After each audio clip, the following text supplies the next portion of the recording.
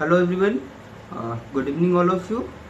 मैं जयलाल प्रसाद वर्मा स्वागत करता हूँ सवन कोचिंग यूट्यूब के इस क्लासरूम में।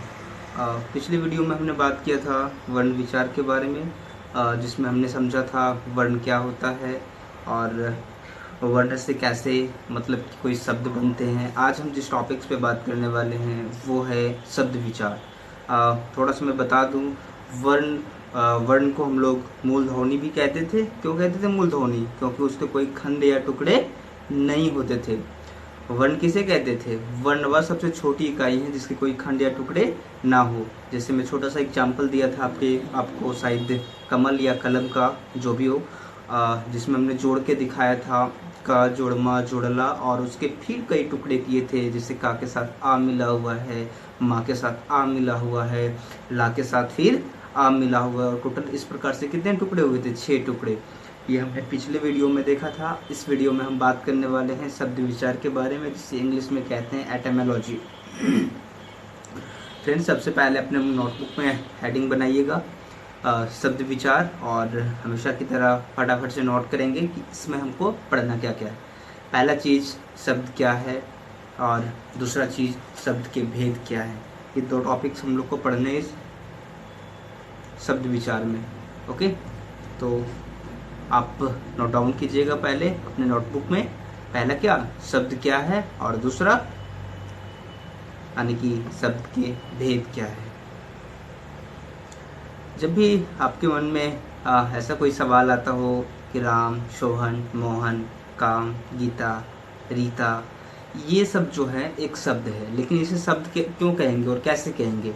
क्या कलम को यदि हम थोड़ा सा पलट दें, लकम बोलें या फिर लकड़ बोलें, या फिर लकड़ी को कुछ अलग अलग मतलब कि एक तरीके से, मतलब जैसे मान लीजिए कि राम है, इसको बोल दो मर। मर तो एक शब्द है, लेकिन इसी को यदि मैं ऐसे ऐसे ऐसे एग्जाम्पल लेता हूँ, जैसे कलम का ही ले लो, कलम का ही सही है। कलम, जैसे कि का जोड़ला जोड़मा, क्या हो गया? कलम। यदि मैं इसको पलट दूँ यानी कि पीछे से चलूँ, ला जोड़ का जोड़मा, लकम, ये तो कोई शब्द नहीं हुआ ना, इसका कोई मतलब नहीं हुआ ना ये शब्द का। तो फ्रेंड्स, जिस शब्द का कोई मतलब नहीं होता है उसे हम लोग शब्द नहीं कहते हैं। आने की यहाँ एक दो बातें क्लियर हो रही है कि यदि कोई शब्द होगा तो उसका कोई ना कोई क्या होगा? बोलो, मतलब होगा, तभी वह शब्द कहलाएगा। और दूसरी चीज, जो उसमें वर्ण होते हैं, वर्ण क्या, जिससे शब्द बनता है, जैसे वर्ण क, ख, ग, घ, etc। तो जो वर्ण होते हैं उसकी क्या होना चाहिए? सही रूप से क्रमबद्ध होना चाहिए, नहीं? तभी वो क्या कहलाएगा? शब्द कहलाएगा, अदरवाइज शब्द नहीं कहलाएगा। तो अब अगर आपसे कोई पूछे कि शब्द क्या है, तो दो चीजें बताएंगे उसको। क्या? एक वर्णों का सही तरीके से क्रमबद्ध रूप में सजाया हुआ एक रूप, और दूसरा शब्द का कोई ना कोई मतलब होता है, तभी वह क्या कहलाएगा? शब्द कहलाएगा, अदरवाइज वह शब्द नहीं कहलाएगा। ठीक है, अब सॉरी, अब बात करते हैं शब्द के भेद के बारे में। शब्द के मूल रूप से फ्रेंड्स दो भेद होते हैं। पहला उत्पत्ति के आधार पर, और दूसरा रूपांतरण के आधार पर। उत्पत्ति के आधार मतलब जहाँ से वो जन्म लिया है, जो उसका स्रोत है, जैसे एक आदर्श कौन है। उसी प्रकार हिंदी के उत्पत्ति के आधार पर, उत्पत्ति के आधार पर शब्द के टोटल 4 भेद होते हैं। कौन कौन से? पहला है तत्सम, दूसरा तद्भव, तीसरा देशज, और चौथा विदेशज। तो आप ध्यान रखेंगे, उत्पत्ति यानी कि वो कहाँ से उत्पन्न हुआ है, उसके आधार पर शब्द के टोटल 4 भेद होते हैं। पहला तत्सम, दूसरा तद्भव, तीसरा देशज, और चौथा क्या? विदेशज। फ्रेंड्स, तत्सम शब्द उस शब्द को कहते हैं जो मूल रूप से संस्कृत से आई है। हमने पिछले वीडियो में बात किया था कि संस्कृत यानी कि जो हिंदी की मूल जननी है वो कहाँ से? संस्कृत से यार। और आज की जो हिंदी है वो कहाँ से? आधुनिक आर्य भाषा से है। हिंदी दिवस कब मनाते हैं? बोलो, 14 सितंबर। ओके, तो ये जो मैंने बताया था कि जो मूल रूप से यानी कि जो तत्सम के शब्द हैं वो मूल रूप से संस्कृत से आए हुए हैं। कैसे? जैसे एक दो एग्जाम्पल देते हैं हम। प्रातः, मूलतः, अतः, अंततः, और अग्नि, सर्प, ये सब जो वर्ड्स है फ्रेंड्स, ये मूल रूप से कहाँ से आए? संस्कृत से। तो ये सब शब्द को क्या बोलेंगे हम लोग? तत्सम शब्द बोलेंगे। नेक्स्ट है तद्भव। तद्भव शब्द उस शब्द को कहते हैं, यानी कि संस्कृत का थोड़ा सा रूपांतरण रूप, यानी थोड़ा सा बिगड़ा हुआ रूप। नहीं, जैसे कि मान लीजिए किसी का नाम गोपाल है ना, तो हो सकता है बचपन में उसे गोलू कह रहा हो कोई प्यार से, नहीं, और जब वो बड़ा हो जाता है, यानी कि जब वो 25-26 साल का हो जाता है, तो मतलब कि उसके नाम के आगे हो सकता है मिस्टर लग जाए, हो सकता है डॉक्टर लग जाए। तो देख रहे हो ना, एक चेंज हो रही है ना। उसी तरीके से हिंदी के भी कुछ ऐसे भाषा हैं जो निरंतर रूप से क्या हो रहे हैं? बदल रहे हैं। तो अब हम देखेंगे तद्भव। तद्भव में क्या देखेंगे? संस्कृत का थोड़ा सा बिगड़ा हुआ रूप रहेगा इसमें, और शब्द वही रहेंगे तत्सम वाले ही, लेकिन देखेंगे इसमें थोड़ा सा बिगड़ा हुआ रूप। जैसे क्या है? कर्पूर। कर्पूर एक तत्सम शब्द है, और यदि हम इसको तद्भव में ले जाएंगे, यानी कि जब इसका तद्भव में प्रोनाउंसिएशन होगा, तो यही कर्पूर का क्या हो जाएगा? कपूर। जैसे सर्प, सर्प तत्सम शब्द है, यदि हम इसे तद्भव में बोलेंगे तो इसका रूपांतरण क्या हो जाएगा? सांप। जैसे उसी प्रकार से एक तो और एग्जाम्पल है, जैसे चंद्र है ना, चंद्र कहाँ से? तत्सम से है, और यदि हम इसको तद्भव में बोलेंगे तो क्या बोलेंगे? चांद बोलेंगे। तो ये देखिए, दो चीज क्लियर कीजिए। पहला क्या है? तत्सम। तत्सम किसे कहते हैं? जो मूल रूप से संस्कृत से आया। और तद्भव किसे कहते हैं? संस्कृत का थोड़ा सा बिगड़ा हुआ रूप। जैसे हमने एग्जाम्पल दिया कि अगर चंद्र रहेगा तत्सम में, तो तद्भव में क्या हो जाएगा? चांद हो जाएगा। नहीं, तो ये एग्जाम्पल है कुछ। नेक्स्ट है फ्रेंड्स देशज। देशज शब्द उस शब्द को कहते हैं जो अपनी देश की है, यानी कि जो अपने देश से उत्पन्न हुआ है, अपने देश के बोलचाल भाषा में उत्पन्न हुआ है। जैसे मैं एक दो एग्जाम्पल देता हूँ। पहला क्या? कबड्डी। आपने नाम सुना होगा, कबड्डी। ये कहाँ की भाषा है? अपनी देश की भाषा, यानी कि देसी बोली है। नेक्स्ट है कबड्डी हो गया, मौसी हो गया, उसके बाद नानी हो गया। ये सारे जो वर्ड्स है फ्रेंड्स, ये हमारे कहाँ के हैं? देश के हैं। अब अगर आपसे पूछे कोई ये सब की नानी, मौसी, कुत्ता, बिल्ली, ये सब कहाँ के हैं? अपने देश के हैं, इसलिए से क्या कहते हैं? देशज शब्द कहते हैं। नेक्स्ट है विदेशज। जैसे कि नाम से क्लियर है, विदेशज शब्द उस शब्द को कहते हैं जो विदेश से आया हो। नहीं, यानी कि मतलब कि ऐसा होता है ना, कहीं हम लोग जाते हैं मान लीजिए, तो वहाँ का कुछ हम लोग को पसंद आ जाता हो, सपोज दैट क्लॉथ पसंद आ गया, या फिर वहाँ के कोई मतलब कि मतलब कुछ खाने वाली चीज़ डिस्क है, वो सब कुछ पसंद आ गया। तो ऐसा नहीं करते हैं कि हम लोग कहीं भी जाते हैं तो वही चीज़ खोजते हैं, या फिर वहाँ से पैक करवा लेते हैं अपने लिए कुछ, है ना, और फिर क्लॉथ कोई पसंद आया तो खरीद लेते हैं। उसी तरीके से फ्रेंड्स, जब इंडिया वाले पीपुल्स किसी दूसरे देश में गए, तो वहाँ की जो भाषा थे, वहाँ से मिले, वहाँ से बातचीत किए, व्यापारिक संबंध के माध्यम से, तो वहाँ की जो कुछ भाषा है वो अपने कहाँ ले आए? इंडिया ले आए। और वो कहाँ प्रचलित होने लगा? हिंदी में प्रचलित होने लगा। तो इसे कहते हैं विदेशज भाषा, यानी कि जो विदेश से आई हुई भाषा है उसे क्या कहेंगे हम लोग? विदेशज भाषा। जैसे जुलाई है ना, मार्च, अप्रैल है ना, रबड़, हाउस, किताब, लिफाफा ये सब कहाँ की भाषा है? विदेशज भाषा है। तो मैंने अभी समझाया क्या क्या? पहला समझाया शब्द के बारे में, और दूसरा क्या समझाया? शब्द के भेद। और उनमें से पहला टॉपिक क्लियर किया, उत्पत्ति के आधार पर शब्द के कितने भेद होते हैं। नेक्स्ट है रूपांतरण के आधार पर शब्द के भेद। फ्रेंड्स, रूपांतरण उसे कहते हैं जिसका रूप बदलता हो। जैसे मान लीजिए अभी मान लीजिए जैसे कि लड़का है ना, मान लीजिए एक लड़का है, तो उसे क्या बोलेंगे हम लोग? लड़का बोलेंगे। और मान लो बहुत सारे लड़के हैं, मतलब बहुत सारे लड़का है, तो क्या बोलेंगे? उसे लड़के बोलेंगे। उसी प्रकार से मान लीजिए एक लड़की है, तो क्या बोलेंगे? उसे लड़की बोलेंगे। और मान लीजिए पूरा क्लासरूम में लड़की है, तो उसे क्या बोलेंगे? लड़कियां बोलेंगे। देख रहे हो, सिंगुलर। दूसरा शब्द के भेद।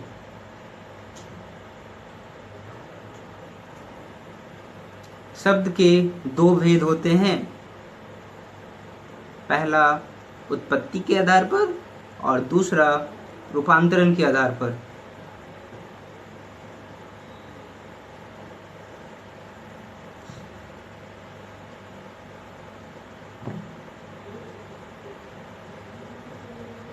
उत्पत्ति के आधार पर शब्द के 4 भेद होते हैं। पहला तत्सम, दूसरा तद्भव, तीसरा देशज, और चौथा विदेशज।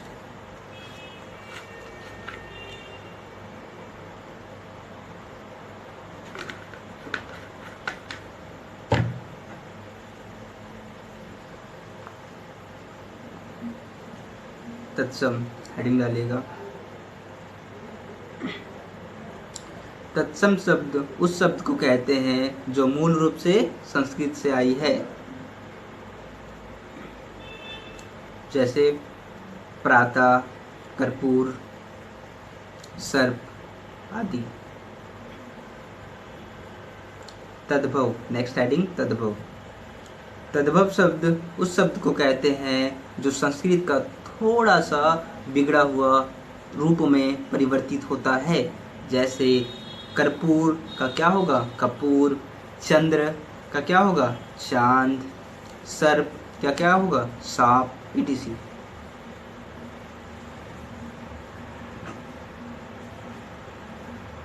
नेक्स्ट देशज। देशज शब्द उस शब्द को कहते हैं जो देश में प्रचलित होती है, देश में बोली जाती है, जैसे कबड्डी, मौसी, कुत्ता, बिल्ली आदि। नेक्स्ट विदेशज।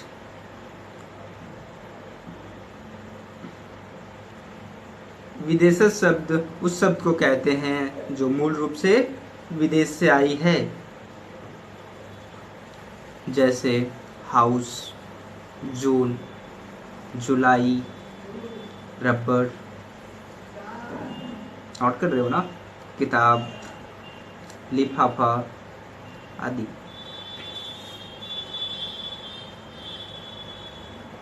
नेक्स्ट दूसरा, रूपांतरण के आधार पर। रूपांतरण के आधार पर शब्द के दो भेद होते हैं, पहला विकारी और दूसरा अविकारी। विकारी को डैश करके लिखिएगा। विकारी वो शब्द होते हैं जो अपना रूप समय समय पर बदलते रहते हैं। इसे हम इस प्रकार भी समझ सकते हैं कि यदि कोई एक वचन है तो बहुत सारे यदि आ जाएंगे तो एक वचन को बहुवचन में भी बदला जा सकता है, जैसे लड़का, एक लड़का हो तो लड़का और बहुत सारे लड़के हो तो लड़के। उसी प्रकार लड़की, एक लड़की हो तो लड़की और बहुत सारी लड़की हो तो लड़कियां। इनकी संख्या 4 है। किसकी किसकी संख्या 4 है? विकारी शब्द की। ऐसे लिखो, विकारी शब्द की संख्या 4 है। पहला संज्ञा, दूसरा सर्वनाम, तीसरा विशेषण और चौथा क्रिया।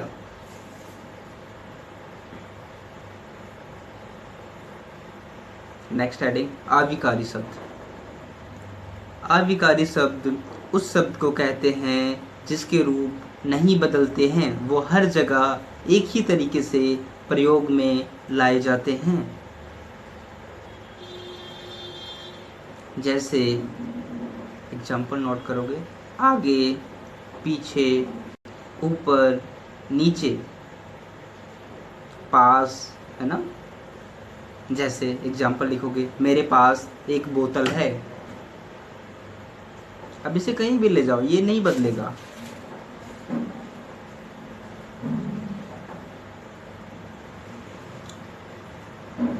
मेरे ऊपर एक पंखा है।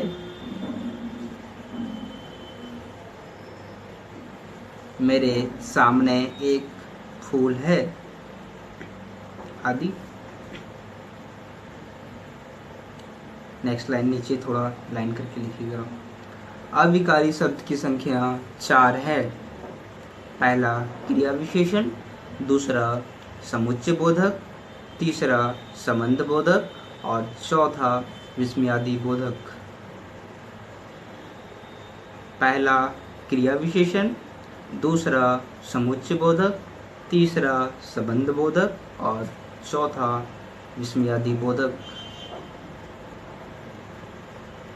तो फ्रेंड्स, आप लोग नोट कर लिए होंगे फ्रेंड्स, जो भी आपके आसपास यदि कोई मित्र है जो क्लास 10th को लेकर सीरियस हैं और विशेषकर हिंदी पेपर में कुछ बेहतर करना चाहते हैं, कुछ अच्छा करना चाहते हैं और वो हिंदी को सीखना चाहते हैं और हिंदी से डर रहे हैं, तो प्लीज़ उनके साथ ये वीडियो ज़रूर शेयर करें ताकि उसे भी बेहतर हिंदी सीखने में मदद मिले और वो भी क्या करे, एग्जामिनेशन में बेहतर परफॉर्मेंस करे और अपने लाइफ में एक अच्छी हिंदी के साथ यानी कि खुद को गौरवान्वित महसूस करे।